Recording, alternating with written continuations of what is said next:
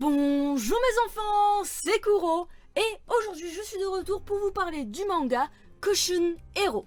Avant que la vidéo ne commence, je te rappelle que tu peux t'abonner à la chaîne si tu l'apprécies, à mettre la petite cloche de notification pour recevoir les notifications des nouvelles vidéos, à mettre le petit pouce bleu en bas de cette vidéo si tu apprécies celle-ci. Tu peux aussi partager la vidéo avec le bouton partager sur les réseaux de ton choix. Et si le vidéo gaming t'intéresse, il y aura ma chaîne gaming dans la description si ça t'intéresse. Bonne vidéo à toi.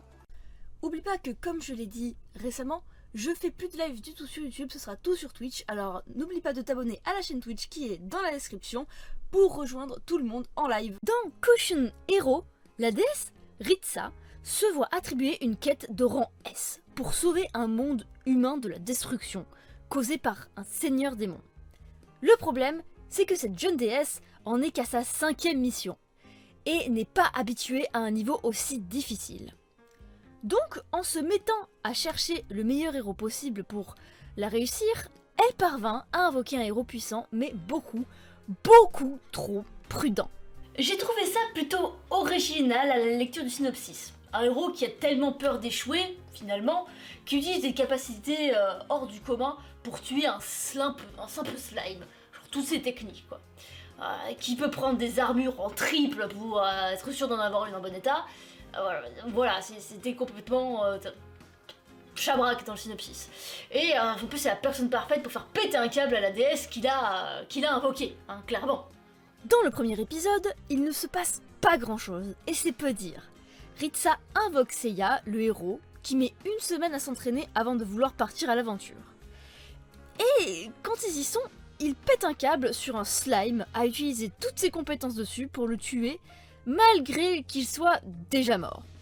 Ce qui attire une générale démon, vu le bordel utilisé, et ils se font courser par celle-ci. Au final, j'étais plutôt déçue. La personnalité trop prudente du héros tape clairement hyper facilement sur le système. Du coup, pas que de l'héroïne, mais de nous aussi. Et c'est pas spécialement drôle, en fait. Ça rend l'épisode long et un peu chiant. Ce qui... Voilà, c'est clairement mal dosé, c'était trop tout en fait. C'est ce qui a comblé, on va dire, dans le premier épisode, c'est des explications à rallonge de pourquoi on peut invoquer un seul héros par monde, etc. Des trucs techniques banals que tous les animés font en mettant en situation le héros basiquement. Mais là en fait c'est donné dans les pensées de Ritsa il me semble.